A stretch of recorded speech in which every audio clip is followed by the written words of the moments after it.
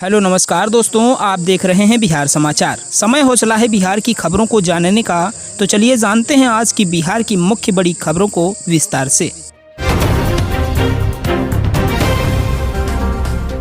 झमाझम बारिश से मिली राहत, किसानों के खिले चेहरे।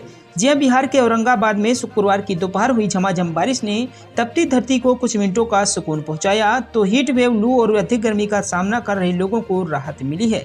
लगभग आधे घंटे तक जिला मुख्यालय से लेकर विभिन्न प्रखंड मुख्यालयों में बारिश हुई। हालांकि इस बारिश से न तो किसानों को फायदा होगा और न ही गर्मी से पूरी तरह राहत मिलेगी। वैसे भी तपती धरती पर चंद मिनटों की बारिश और गर्मी पैदा कर सकती है। ऐसे में लोगों को उमस भरी गर्मी का भी सामना करना पड़ सकता है। बड़ी बात यह है कि चंद मिनटों की बारिश ने शहर को पानी पानी कर दिया। शहरी ड्रेनेज सिस्टम की भी पोल खुल गई। जगह जगह जल जमाव बन गया। सदर अस्पताल के बाहरी और भीतरी परिसर में जमाव उत्पन्न हो गया, जिससे मरीजों को परेशानी हुई। ज्ञात हो कि बारिश के दिनों में सदर अस्पताल की हालत नारकीय हो जाती है।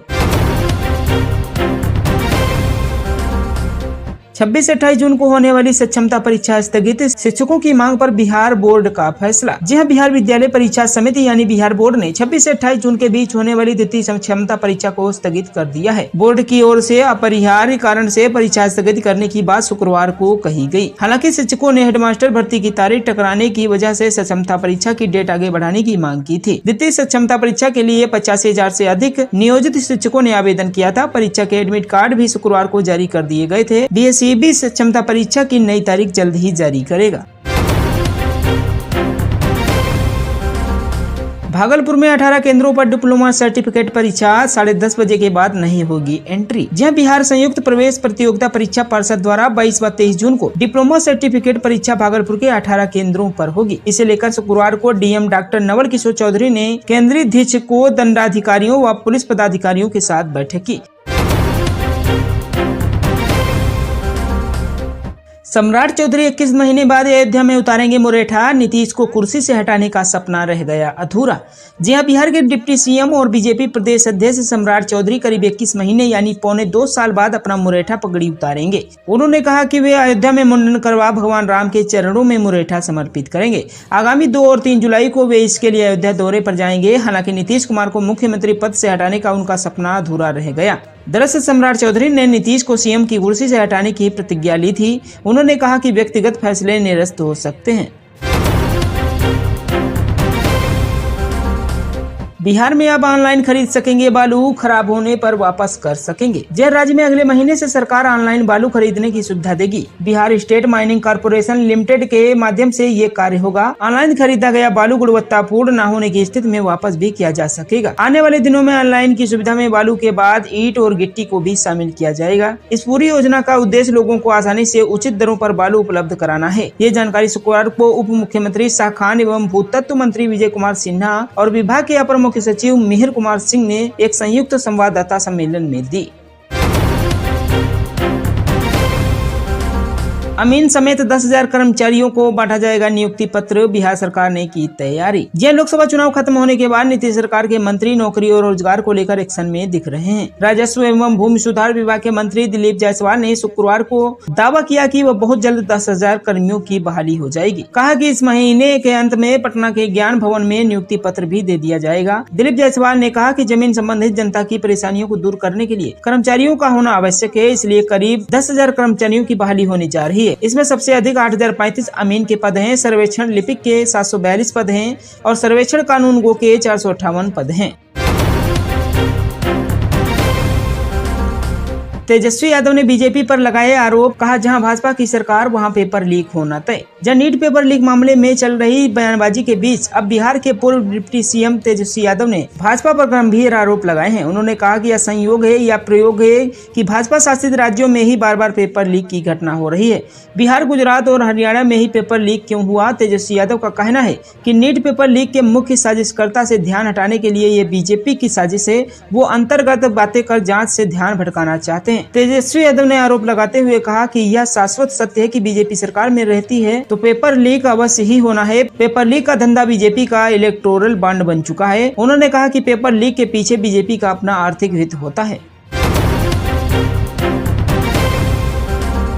नवादा में फुलवरिया जलाशय पर बनेगा 10 मेगावाट का फ्लोटिंग सोलर पावर प्लांट। 25 वर्षों तक बिहार को इतनी कम दाम पर मिलेगी बिजली। जहां हरित ऊर्जा के लक्ष्य को ध्यान में रखते हुए बिहार में सोलर पावर प्लांट लगाने की दिशा में तेजी से काम हो रहा है। इसके तहत Bihar state power generation company limited ने नवादा जिले के रजौली में फुलवरिया जलाशय पर 10 मेगावाट का फ्लोटिंग सोलर पावर प्लांट लगाने की जिम्मेदारी सूर्यम इंटरनेशनल प्राइवेट लिमिटेड को सौंपी है। आने वाले समय में नवादा में और इसके आसपास के लोगों को भी हरित और स्वच्छ ऊर्जा का लाभ भी मिल सकेगा। इस परियोजना का निर्माण रेस्को मोड के अंतर्गत किया जाएगा। संबंधित एजेंसी 12 महीने के अंदर इस परियोजना से अगले 25 वर्षों तक बिहार को 3.87 रुपए प्रति यूनिट दर से बिजली प्राप्त होगी। दरभंगा में सुपर स्पेशलिटी अस्पताल का उद्घाटन 15 जुलाई को 26 जून को आएंगे मंगल पांडे। जन स्वास्थ्य मंत्री सह जिले के प्रभारी मंत्री मंगल पांडे 26 जून को यहां आ रहे हैं। इसे लेकर स्वास्थ्य विभाग ने डीएमसीएच को जानकारी दी है। बताया गया है कि बतौर प्रभारी मंत्री वे जिला प्रशासन के साथ बैठक करेंगे। 15 जुलाई को संभावित सुपर स्पेशलिटी अस्पताल के उद्घाटन के मद्देनजर अस्पताल परिषद का दौरा करेंगे। सुपर स्पेशलिटी अस्पताल का निरीक्षण करेंगे। अपने प्रवास के दौरान स्वास्थ्य मंत्री उद्घाटन के मद्देनजर अस्पताल प्रशासन से बातचीत करेंगे। मंत्री के आगमन को लेकर अस्पताल प्रशासन ने तैयारियां शुरू कर दी हैं। परिसर को साफ रखने के लिए ठेकेदार को निर्देश दिया गया है। 15 जुलाई को सुपर स्पेशलिटी अस्पताल के उद्घाटन होने पर आमजन को बेहतर चिकित्सा सुविधा मिलेगी। इसे लेकर सरकार ने करीब 15 सहायक प्राध्यापकों की प्रतिनियुक्ति यहाँ की है। इसमें से 5 ने ज्वाइन कर लिया है।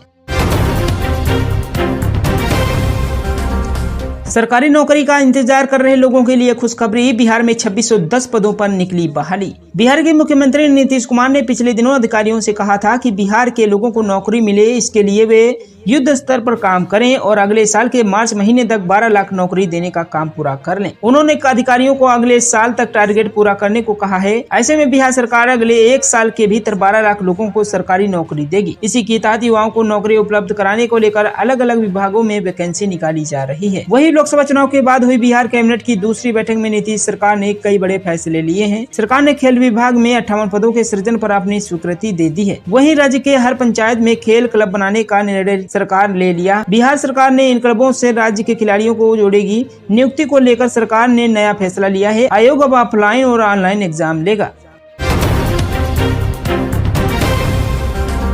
हाईटेक होंगे बिहार के विश्वविद्यालय, ऑनलाइन होंगी कॉलेजों की पूरी गतिविधियां। जब बिहार की उच्च शिक्षा को पटरी पर लाने के लिए सरकार ने कदम उठाने शुरू कर दिए हैं। काम में देरी और पारदर्शिता का अभाव भ्रष्टाचार का एक बड़ा कारण रहा है। ऐसे में सरकार ने राज्य के तमाम विश्वविद्यालयों को हाईटेक बनाने का फैसला किया है। बिहार के सभी विश्वविद्यालयों और डिग्री कॉलेजों की पूरी गतिविधियों को चरणवार ऑनलाइन करने की तैयारी की जा रही है। मिली जानकारी के अनुसार शिक्षा विभाग इस कवायद में जुट गया है। इसके लिए केंद्र सरकार द्वारा निर्मित सामर्थ्य पोर्टल पर तमाम जानकारियां विश्वविद्यालयों को उपलब्ध करानी होगी। छात्र छात्राओं की सुविधा के लिए ये डिजिटल बदलाव लाए जा रहे हैं। उन्हें काम के लिए यूनिवर्सिटी का चक्कर काटने की जरूरत नहीं पड़ेगी। बिहार में इसे लागू करने को लेकर शिक्षा विभाग और केंद्र सरकार के साथ करार पहले ही हो चुका है। अब इसे धरातल पर उतारने की कवायद चल रही है।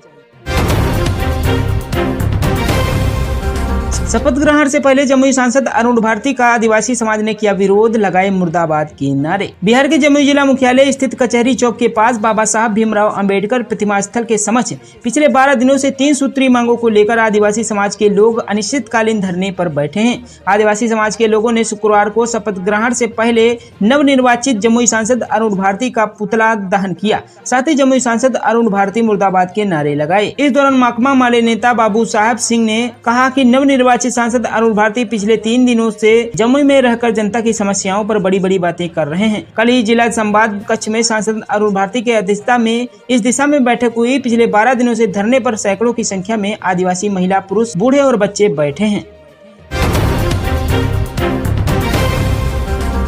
बिहार की एमएलए श्रेयसी सिंह लगाएंगी निशाना, पेरिस ओलंपिक के लिए किया क्वालिफाई। जब पेरिस में आगामी 26 जुलाई को आयोजित होने वाले ओलंपिक गेम के लिए भारतीय निशानेबाजी टीम में बिहार की एकमात्र खिलाड़ी श्रेयसी सिंह का चयन हुआ है। इसे लेकर जमुई ही नहीं बल्कि राज्य भर के लिए गौरव की बात है। श्रेयसी जमुई विधानसभा क्षेत्र से भाजपा विधायक हैं। जमुई विधायक श्रेयसी सिंह ने बताया कि बिहार से एकमात्र वह ऐसी खिलाड़ी है जिसका चयन पेरिस में आगामी 26 जुलाई से आयोजित होने वाली निशानेबाजी प्रतियोगिता में भारत के लिए 21 सदस्य खिलाड़ियों में उनका चयन हुआ है। उन्होंने बताया कि यह जानकारी उन्हें शुक्रवार को लगभग 11 बजे मिली। उन्होंने बताया कि शुक्रवार की सुबह 11 बजे भारतीय राष्ट्रीय राइफल संघ ने ISSF से मंजूरी मिलने के बाद जानकारी दी। सऊदी अरब में भीषण गर्मी से हज के दौरान 98 भारतीयों की मौत, 1000 से ज्यादा लोगों की जान जाने की पुष्टि। सऊदी अरब में हज के दौरान भीषण गर्मी और प्राकृतिक कारणों से मरने वालों की संख्या 1000 से अधिक हो गई है, जिसमें 98 भारतीय भी शामिल हैं। इस साल अब तक 1,75,000 भारतीय हज के लिए सऊदी अरब गए हैं। केंद्रीय विदेश मंत्रालय ने इसकी जानकारी दी। अब तक 10 देशों से 1081 जायरीनों, हज पर जाने वाले लोगों को जायरीन कहते हैं, की मौत हो चुकी है। इनमें सबसे ज्यादा मिस्र के 658 जायरीन शामिल हैं। केंद्रीय विदेश मंत्रालय के प्रवक्ता रणधीर जायसवाल ने इस पर प्रतिक्रिया दी।